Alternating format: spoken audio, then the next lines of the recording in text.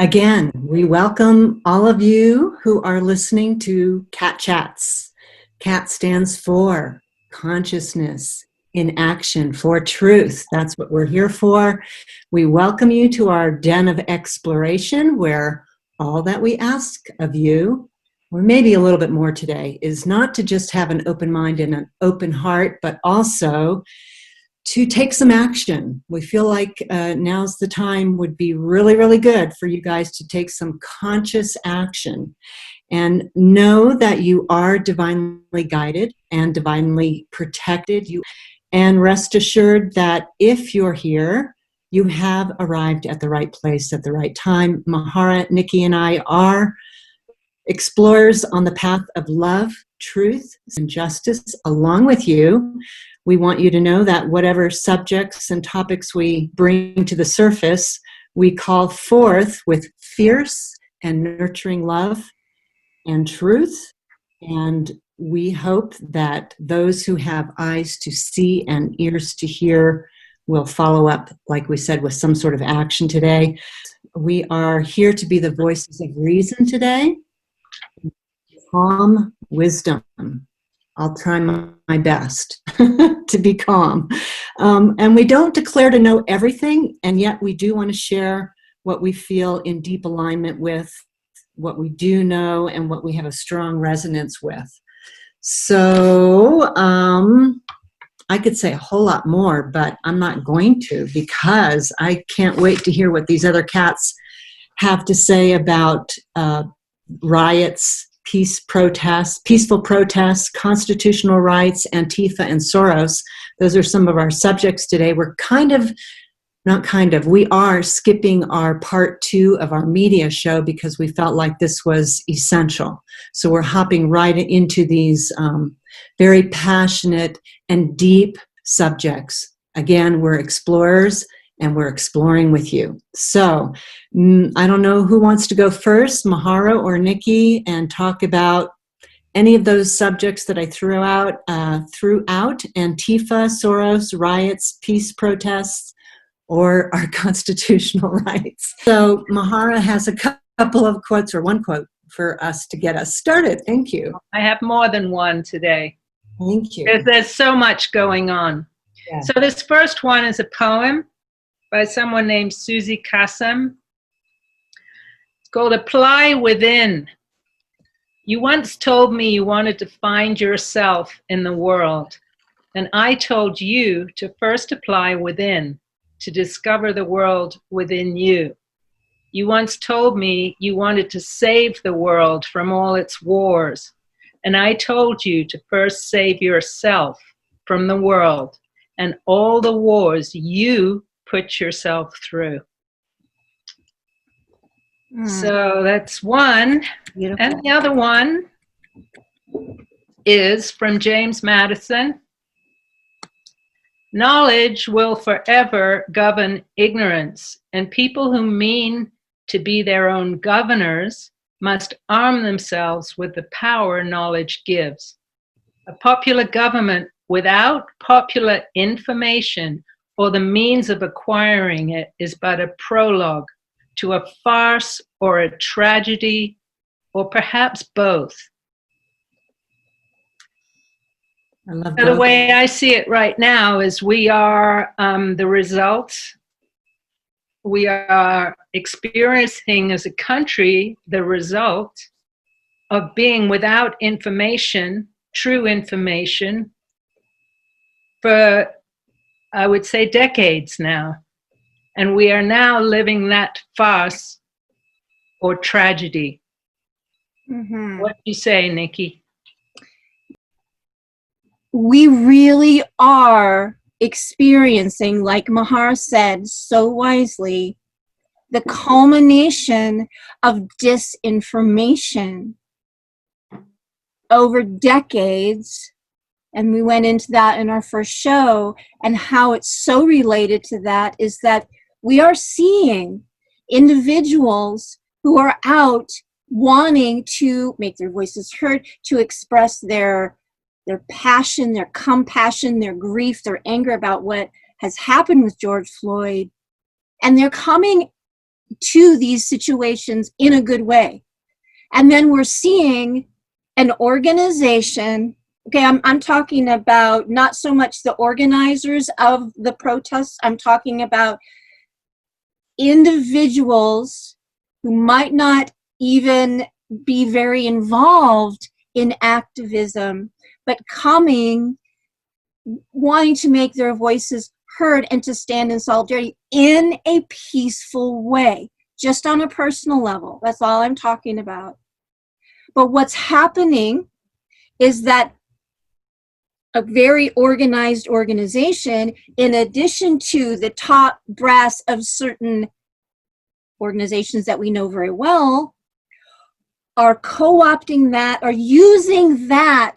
To me, it's such a travesty. This is what makes my heart suffer the most, is that they're taking people's real, true passion and compassion and empathy for what they believe is a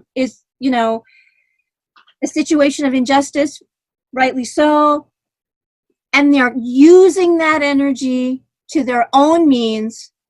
And what are those means? I want you to know this is not. Don't police people's way of Let me tell you this. themselves. This is not a black woman who's putting Black Lives Matter. I just want you to know that right, but y'all doing that for us, and we ain't asked you to do that. Listen, don't spray stuff on here when they gonna blame black people for this, and black people didn't do it. There's some black person. But We did. if we wanted you to do it, we would have asked. They not gonna show y'all faces when they see that on their building. They gonna blame that on us. Y'all are part of the problem. News come on, they gonna say we did that. We didn't do that. Stuff like this ain't right. Stuff like this ain't right. That's what the problem is. We out here standing together peacefully, protesting without any problems. You got people of all races spraying on buildings talking about Black Lives Matter. That ain't even us. You got police officers coming to a peaceful protest spraying gas on us. We ain't even did nothing. Don't let the media fool you. When they see the vandalism on these places, know that it wasn't us. What is their agenda? I might be getting ahead of myself, but it's all, if those individuals knew about Antifa, if they knew about what has been going on behind the scenes, if we didn't have a mainstream media that was almost 100% lies, this would not be happening, because the people that are there to peacefully protest would be saying, we know who you are, pack up your stuff, pack up your organized, cadres of people dropping off bricks, and get the hell out. And you are demanding our space for peaceful protest. Just to protect the cops, but it was just to protect the people. And what I can't understand is that this is Cincinnati police. This is not Minneapolis police. And what they're doing is just absolutely horrendous. As a member of City Council, this is my first time ever seeing something like this. When this first happened in 2001, I was only 17 years old, right? I can't understand for the life of me what is going on right now in the city of Cincinnati. And I'm gonna be here until these folks and the other folks are protected. Let me tell you something. There are people down here who are encouraging 14-year-old kids. These babies are 14 years old, man, and they're encouraging them to throw bottles at these cops. And these grown people are encouraging our babies to fight. This is not their fight. And I will give a how mad or angry you are with what is happening with the police. But these 15-year-old kids have nothing to do with this, man.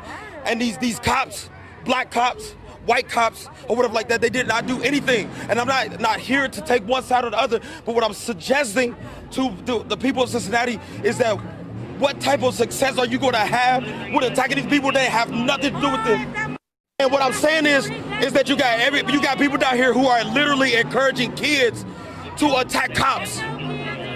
You're encouraging the kids to attack cops, and they're using Emmett Till. They're using Martin Luther King to justify why these 14 and 15-year-old kids should be out here. These are former students of mine. You see what I'm saying? I am imploring that before this pops and this gets bad, they're throwing bricks. They just threw a brick at the cops. It's wrong. I'm telling you, it's wrong. And I'm so nervous and I'm so scared for these kids. These are kids. There are kids around. There are kids across the street who live downtown in City West, and these people are out here encouraging them.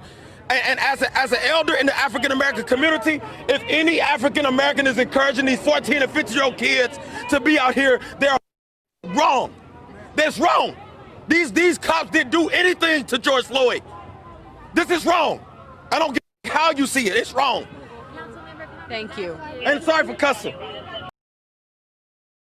Mentioned Antifa, and I've been dying to ask, is that an acronym for something? That's one thing I wanted to ask. But clearly from all the information that I've downloaded in a short amount of time about Antifa is that they are a hired organization to incite criminal and violent activity, and not there as peaceful protesters. So again, who is Antifa? Why are they there? Why are they there?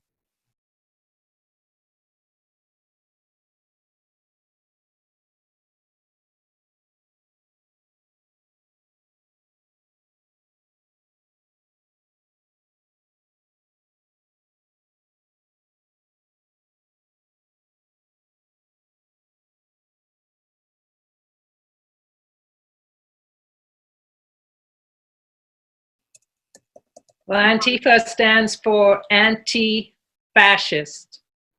Uh-huh. When you see them in action, all wearing black and carrying baseball bats, they sure look like fascists to me. Mm-hmm. They are highly organized. We're finding out more and more about them.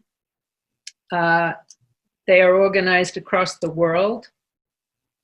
They're a mercenary army, if you will, that has been in operation probably at least for the last 20, 25 years. They've been being assembled. So what they do is they come into a situation that's, there's a desire to protest, like Nikki was saying. People want to, they feel really bad about something that happened, in this case, George Floyd. And, there's a whole other aspect to that too, and how these things are used purposely to inflame people's emotions. But so if people are inflamed, they want to come out, they want to protest. And in America, we are allowed to protest peacefully. It's part of our Constitution. But when it becomes looting and violence, that is no longer allowed. That is not what our Constitution gave us. So what Antifa does is they come in, they send their little groups in to a legitimate, peaceful protest, and then someone starts smashing in windows or throws a firebomb or, lights something on fire. And they're coordinated in doing it. And so then they do things like what we're seeing now, as Nikki mentioned. There happens to be big pallets of bricks all over the place in these protests for these young kids to take and start throwing. It's, our human nature is we get passionate about something. Someone else is doing it, and then we think it's okay to do it. And some of these young kids, they're ready to explode. They've been kept locked down for 2 months, so there's more fuel for the fire. So it's almost like it's planned. Even the whole lockdown thing, to me, it certainly looks like even that could have been planned in a sense to get people to a point where they're ready to explode. Then they throw in the firebomb and everything. The way I see it, this has been planned for a long time. So why? Why has it been planned? What are they trying to do? They're trying to destroy America and what America stands for. America is the only country in the world with a constitution that protects people from their government. There is no other country in the world that has any kind of constitution that actually protects them from their government, which is why we have a Second Amendment, meaning the right to bear arms. Every situation in the past, every country in the world where people have had their guns taken away, genocide has followed. Right.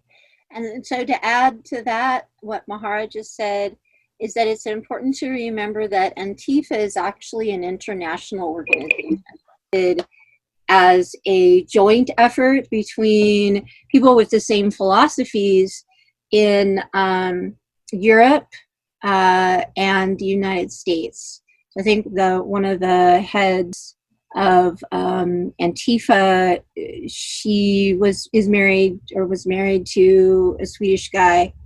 I definitely have seen evidence of them in things that I had been involved in the past. But it's really important to understand that, you know, when people might be thinking, well, why would these American kids be wanting to fight and, you know, against other Americans? Well, it's an international organization that's connected to a philosophy that is global.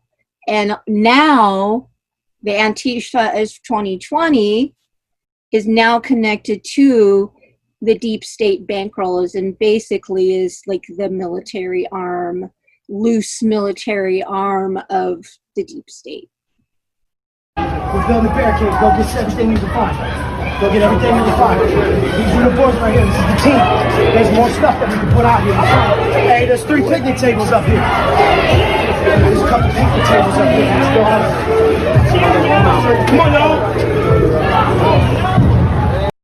So what can we do as an everyday citizen to strengthen our leadership, to be aim and focus our emotions so that we're productive and empowering? How do we move forward with courage given what we're being faced with? This is just unbelievable to me that this is happening. Well, I think the first thing people need to do, once again, if you're watching mainstream media only, you are not getting the truth. That's the bottom line. The mainstream media keeps saying these are peaceful protests. They aren't. You just go on social media. I mean, I watched a 77-year-old black man die on the street the other night. He was being filmed dying because he was shot by looters. He was trying to protect someone else's business. He was a retired cop, 77 years old, died in the street. Not reported. Another black man died in Oakland, and I apologize, I don't remember his name. Well, the first one was David Dorn, that I mentioned, and then there was another black man who was killed. He was a security guard, and he was killed by looters. So where is Black Lives Matter? Silent. Yeah. Totally silent. In addition to... We have to wake up and see what is really going on. This is really not about George Floyd anymore. This is about something much bigger. And race is such a good way to incite people. Right. But really, what?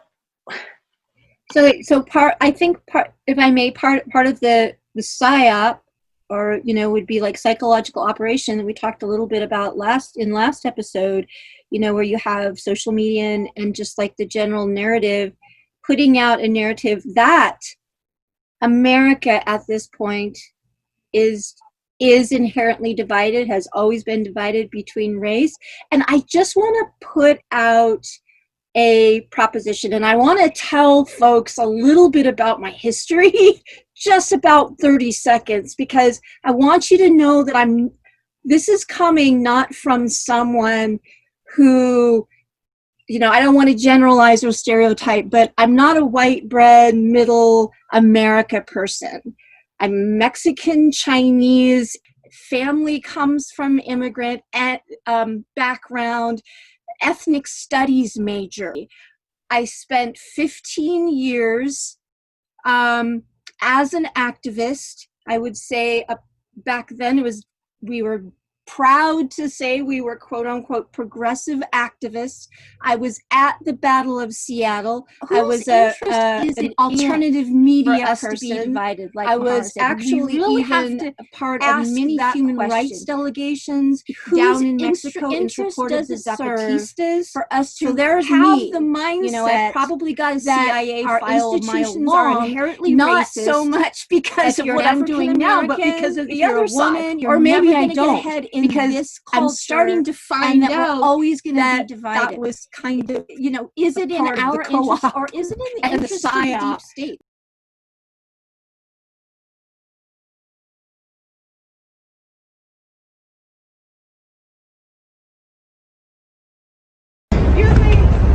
Bitch, don't give no group of black men no credit that don't do nothing, all right? Push the fuck up.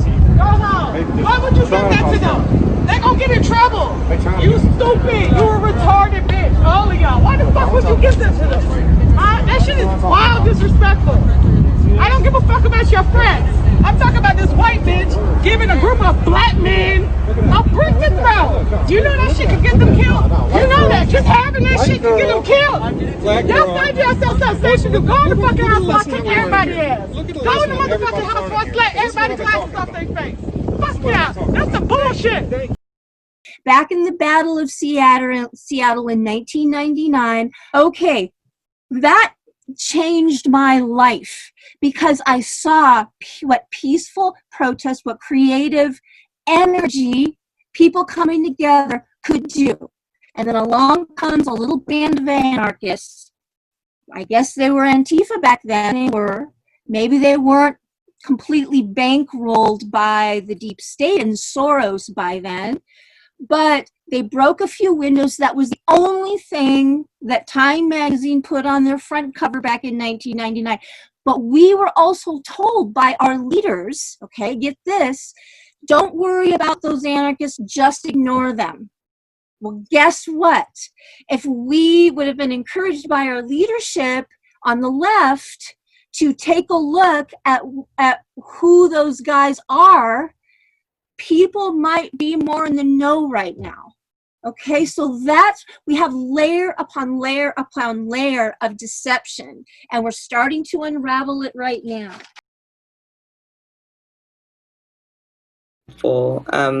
I also think that it might, I think of a lot of things. The first thing I think is that we actually do have an ideological frame. Myself and Alicia in particular are trained organizers. We are trained Marxists. We are super versed on sort of ideological theories. And I think that what we really try to do is build a movement that could be utilized by many, many Black folk. It's just like you do it on us. Except, what's really interesting about Protest Warrior? What's that? You're entirely created to attack other people. What a bunch of fucking morons. You must have been the shit beaten out of you in high school. Middle school. Tell me about this. You must have the shit kicked out of you. It's like nobody with any fucking brains or any scruples or any balls would ever spend their entire life trying to fucking focus on attacking other fucking people. What a fucking moron. Can I ask you a question? You're part of the social justice movement. Social justice movement? Yes. I'm a communist, motherfucker. Oh, okay, yes, you're a communist. Yeah, I'm a communist. So the communists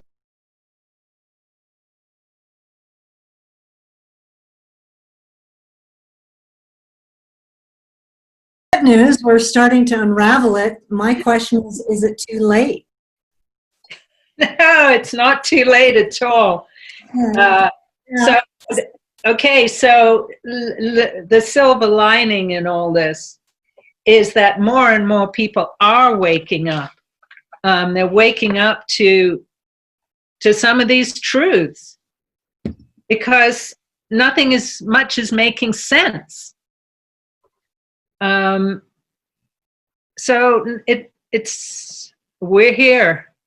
As long as we're here, as long as we're breathing, as long as we're thinking, it's never too late. That's good to hear. Never too late. But you know, education is really, really important. I mean, there are news reports that are coming out on certain medias that are talking about investigations into Antifa. You know, Bill Barr, AG Bill Barr just actually kind of announced that they're going to be looking into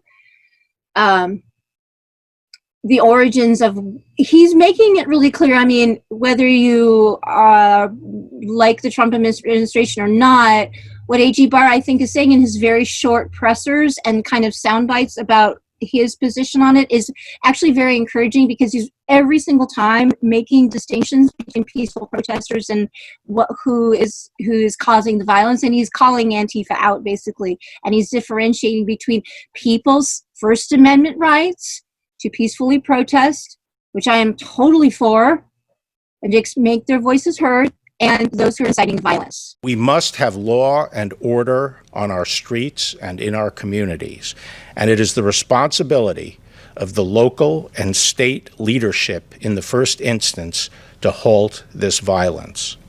The Department of Justice, including the FBI, the U.S. Marshals, the ATF, the DEA, and our 93 United States Attorney's Office, U.S. Attorney's offices around the country, are supporting these local efforts. We'll continue to support them and take all action necessary to enforce federal law. In that regard, it is a federal crime to cross state lines or to use interstate facilities to incite or participate in violent rioting, and we will enforce those laws. Thank you. Mahara Cat, I'm going to throw 4 footballs at you. Who, according to you, is, and if you want to say anything more about them, Antifa, SOROS, the Insurgency Act, and Project Veritas? Okay.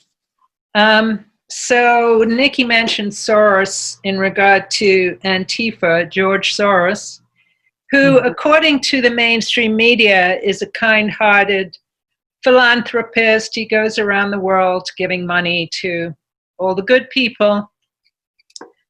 The truth is very far from that, and there are a number of countries that will no longer allow him in. I think one of them being Hungary, which is where he originated from. And so what has been discovered, specifically regarding Antifa and George Soros, is the large amounts of money he sends through his various foundations to Antifa. Just recently, an Antifa tax return was leaked. And it's not just George Soros. It's very interesting who has donated to Antifa. The biggest donator is the Kellogg Foundation. Oh yeah, those were the ones that did the whoop whoop whoop on circumcision a long time ago. I remember them. Yeah, okay. Well, they're the biggest donator, at least from that tax year.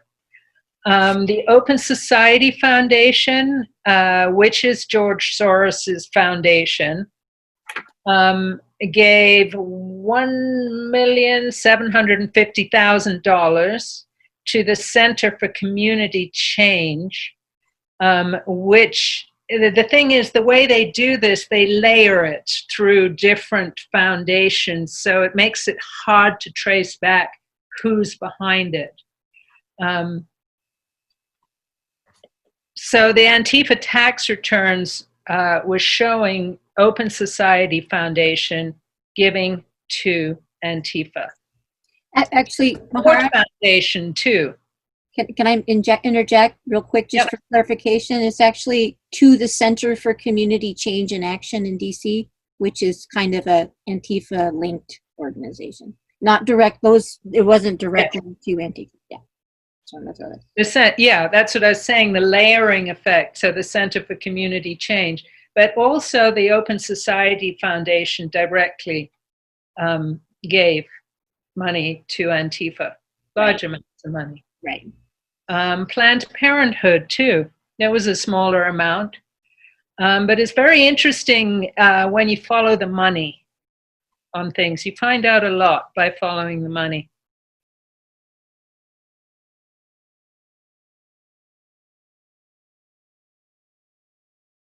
I consider the Trump administration a danger to the world, but I regard it as a purely temporary phenomenon that will disappear in 2020 or even sooner.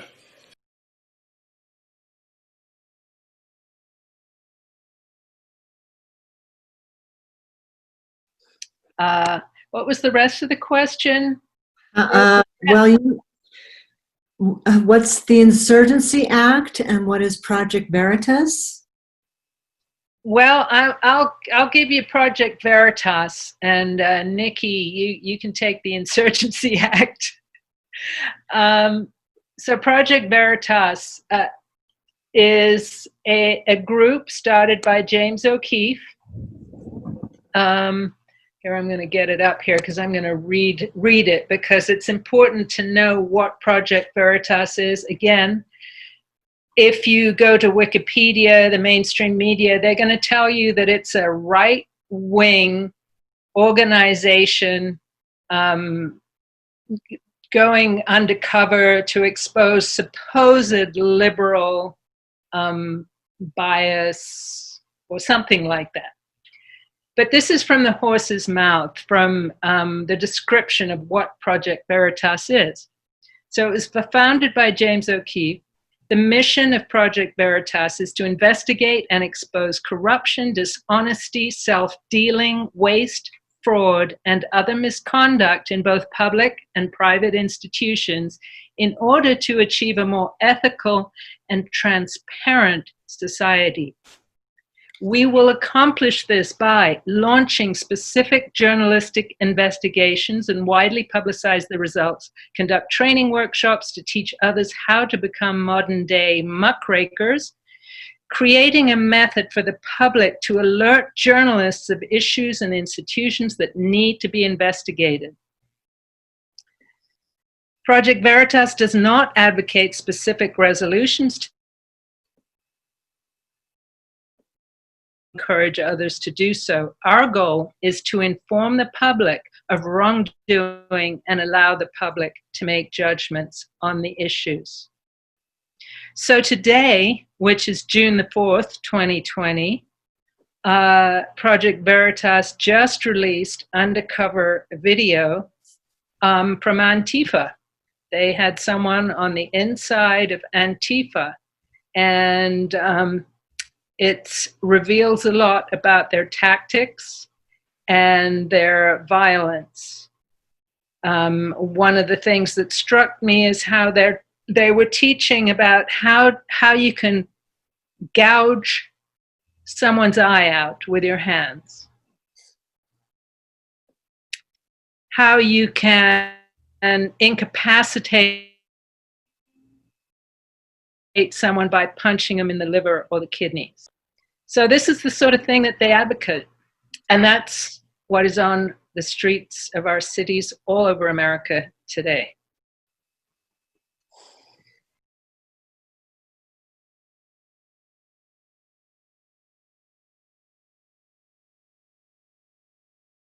Yeah, and you can really see that they've upped the violence level. This is something beyond what I saw and have seen what was seeing actually in many rallies that I attended, helped to organize. They would always be a presence in the early 2000s, to tell you the truth. And you know, we knew about the term Black Bloc, which is kind of what they do, wearing all black to kind of differentiate. We knew about them, but it was always just destruction of property. But they've been finding things like baseball bats covered in wound up with barbed wire. Yeah. That's the sort of thing that they are now using as weapons, as well as Molotov cocktails. And so that this is just kind of a next level, and this kind of bleeds right into the Insurgency Act of 1807. Do you want me to talk about that, or?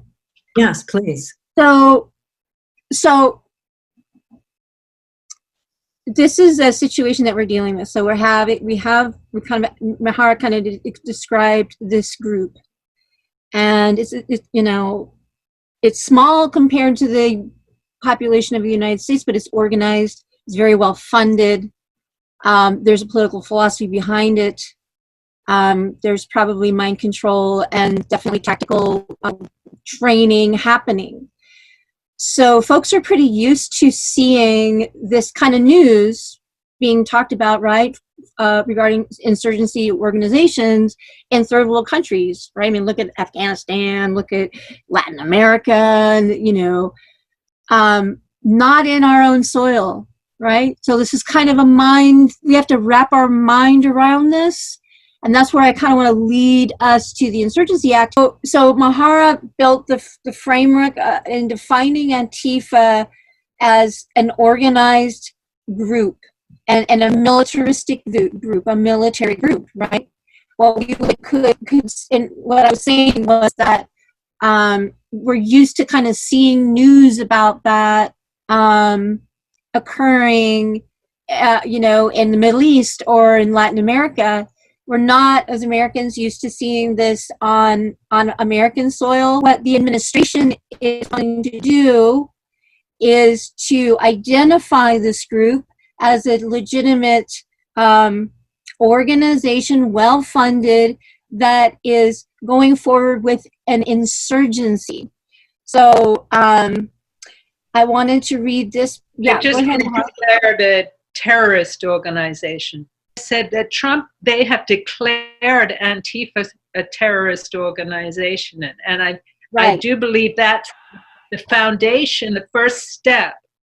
This is regarding the Insurgency Act, right? Well, it might be. I think that terrorist is kind of a modern term, but I think in the way back, this was kind of. There was something that happened. I couldn't find exactly what happened in 1807 to call it the Insurgency Act of 1807, but the Insurgency Act is actually an amendment to another thing that happened at the end of the 1800s, which I'll get to in a minute.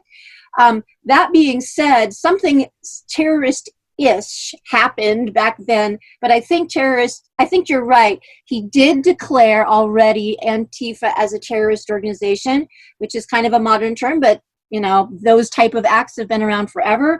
The definition of a terrorist is a person who uses unlawful violence and intimidation, especially against civilians, aims. So let's say that he is calling Antifa a terrorist organization. That means that he is saying that they are using these tactics against civilians for political aim. And then that allows him to enact the Insurgency Act of 1807, which has to do with insurgency. The definition of insurgency is an act of revolt or uprising. So if you take those two definitions together, we have a politically motivated terrorist organization that is trying to overthrow our government. Let's use discernment. That sounds scary, but let's follow the facts. Use discernment, and if 1 + 1 = 2, he's talking about it. There's debate. New York Times had an article about it. See him doing this, then you'll know that he's enacting and putting forth the Insurrection Act of 1807, it says that before invoking the powers of the act, the president must first publish a proclamation ordering the insurgents to disperse. He has to say, hey, here's a letter. He's almost giving them one last chance to, act upon themselves to leave. Basically, it's like one last call for them to make the right choice, right? If you're still watching mainstream media, they're not going to explain what that means. They're just going to say, here's some letter that he wrote to the protesters. And they're probably going to say that it was to the protesters, not to Antifa. Do you see what I'm saying? So I want people to know that this is why he would be sending a proclamation to this particular organization. Now, really quickly, the Insurgency Act of 1807 is actually, I'm just going to read it, but then I'm going to add a little addendum. So I'm just going to read this. It empowers the President of the United States to deploy U.S. military and federalized National Guard troops within the United States. Federalized National Guard troops, a little bit different than state National Guards, within the United States in particular circumstances such as to suppress civil disorder, insurrection, and rebellion. The act provides the major exception to the Posse Comitatus Act of 1878, which limits the use of military personnel under federal command for law enforcement purposes within the United States. Now, I want to swing back to the fact that these two acts are actually kind of designed to limit federal power to specific cases. And what you're seeing Trump do actually up until this point is allowing states, governors of states to make their own decisions whether to, like he deployed 17,000 National Guards, but he didn't say, North Carolina, you have to take you have to take X amount of National Guards. He is allowing the state governors to say, okay, we'll use them or we won't use them on a state-by-state basis until he, I believe, institutes the Insurrection Act. And I just want to say one last thing, is that the last time the Insurrection Act was played out, was invoked, was 1992 by President George W. Bush, because of the LA riots, and just a few others that are of significance. Let's see, 1968, Lyndon B. Johnson, because of the Baltimore riots of 1968. And let's see, there was one other one that was kind of cool. The Franklin D. Roosevelt in 1943 because of the Detroit race riots, 1943. So that kind of gives you an example. There's a whole list of incidents, probably over a dozen, that presidents actually have used the Insurrection Act of 1807. So it wouldn't be uncalled for, especially right now, since we're dealing with a known terrorist organization, which is Antifa. Wow. That was awesome. Thank you so much, Nikki. I learned so much from that. I've got to go back and replay that myself just to let it sink in. Mahara, do you have a PS to that? Well, I have taking, for one thing, I can predict, and they've already done it, but the mainstream media will say that Trump is a dictator and, this is an absolute disaster. And if Trump were a true dictator, we would be in martial law long before now. He has specifically, through the whole COVID thing, he gave it to the governors. He said the governors know what to do in their states. And the governors, most of them, have rather overstepped their mandate, I would say. Some of them very much acting tyrannical. And again, he's allowing, they didn't jump in right away with military. A lot, millions have died in this. There's a call for something. There's a call for something to happen here. And yet he has held back. But I do believe that that is about to come to an end. This insurgency continues, it will come to an end. They'll put a stop to it. But I also want to take a little higher up view about the whole thing, because I imagine people might be asking, well, we need to revolt against tyranny. If people think that Trump's tyrannical, it's important to revolt against this kind of thing. But we have to look at again, I go back to what we've been told, the information we've been given. There's a much, much bigger agenda going on that is, we'd call it the New World Order. George Bush was the first one to use that term publicly.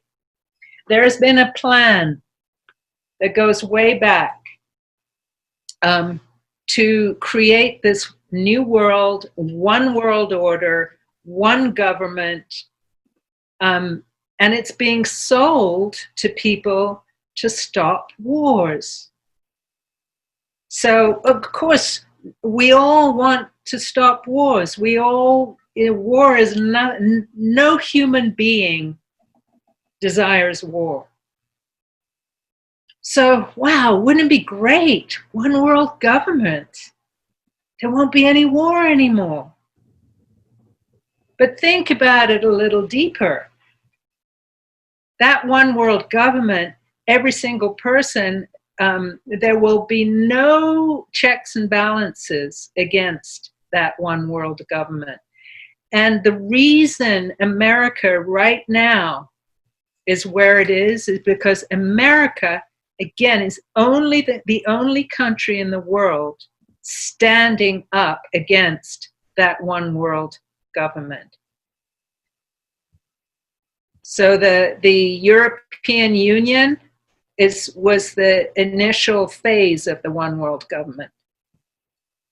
How well has that been working? Just look at what's happened in Europe. Doesn't work very well. Rosie, you and I went to France a while back, right? Yes, we did. French culture. Isn't the French culture wonderful? I thought it was. We love the French culture, the cheese, the wine, the people. You go over the border from France to Italy, you have a whole other beautiful culture. Right. You go to Germany, a whole other culture. Spain, they're beautiful, each culture. So what the New World Order seeks to do is to blend it all together into one so that there's no national autonomy. It seeks to destroy culture. And America right now is standing up against that. Our president right now is standing up against that. Yeah. To keep America sovereign and also to encourage other nations to reclaim their sovereignty. So that's kind of the 40,000-foot view to me about what's going on right now. And it's a good thing. It looks horrible right now. And I do believe that it's all part of a divine plan. Yeah, and if I can add a little bit to that, what Mahar said, really did an awesome job with the macro view of things and taking a step back in terms of, you know, what we want in our hearts is unity and peace and no wars. But what the agenda puts out there in the propaganda is kind of appealing to our sensitivities, really appealing to our humanity, but for an agenda that is pretty nefarious. And you can look to Europe and you can also look to what's happening in China. And, you know, China on paper is a communist state, but really what it really is a surveillance state. You know, you might have a certain idea of what socialism is and even communism is. You might think that ideally it's a good idea, but really seriously, communism has never worked in reality. It's always been used as a tool for fascism. And now with and tyranny. And now with technology and AI, you have a full-on surveillance state in China, and the 16-year plan, or what the UN calls, you know, their version of it is Agenda 2030, is the surveillance state, surveillance state, I can't talk, that we experience, that we see in China. Maybe not mainstream media is showing it, but if you go to alternative media, you'll definitely see the oppression that's happening, as well as many, many thousands of Chinese rising up against it. You don't see that, but in Hong Kong, thousands have been killed, you know, in their oppression.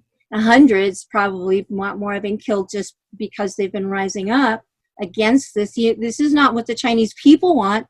This is not going to save the Chinese culture. I happen to be part Chinese. I don't want to see my Chinese history go away.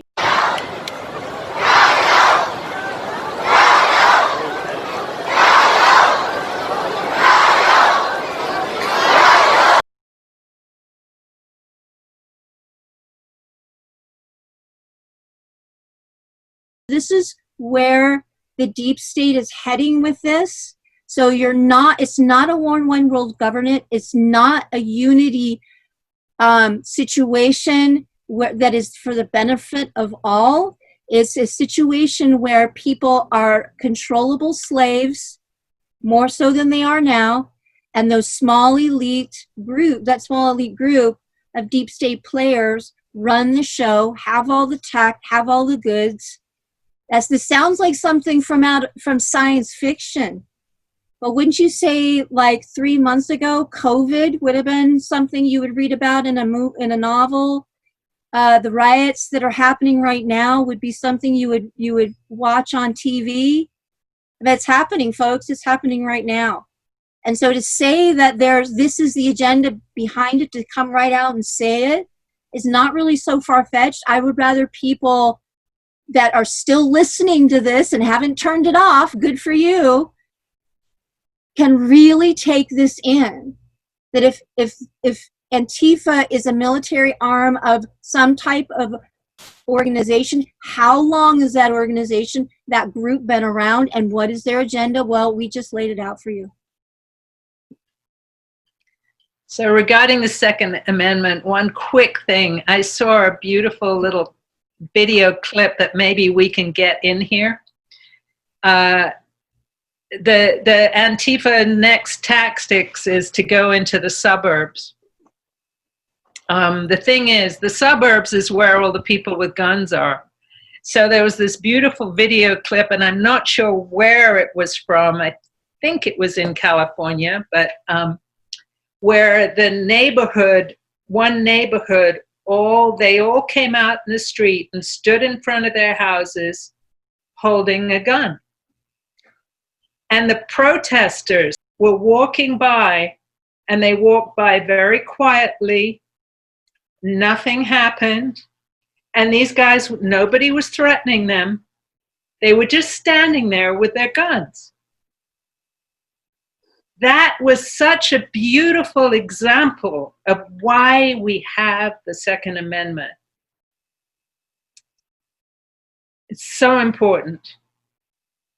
Yeah, it absolutely. All these cities where the rioting is happening are run by Democrat mayors who have basically pounded over and over again the Democrat thing of guns are bad, we shouldn't own them, we need to get rid of them, you know, it's causing the school shootings, blah, blah, we can't have guns anymore.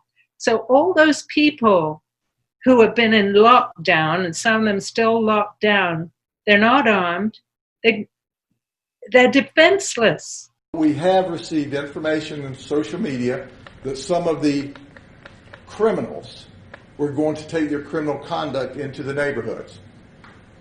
I would tell them, if you value your life, you probably shouldn't do that in Polk County, because the people of Polk County like guns. They have guns. I encourage them to own guns, and they're going to be in their homes tonight with their guns loaded. And if you try to break into their homes to steal, to set fires, I'm highly recommending they blow you back out of the house with their guns. So leave the community alone. And we'll do our best to support the community. But ladies and gentlemen, make no mistake about it. All of that ugliness has taken away from what we're united about.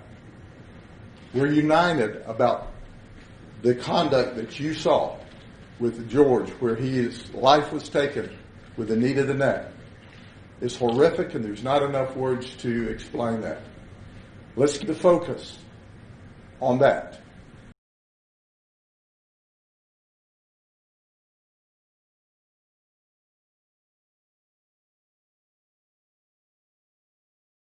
I'm going to tell you why I fly the American flag.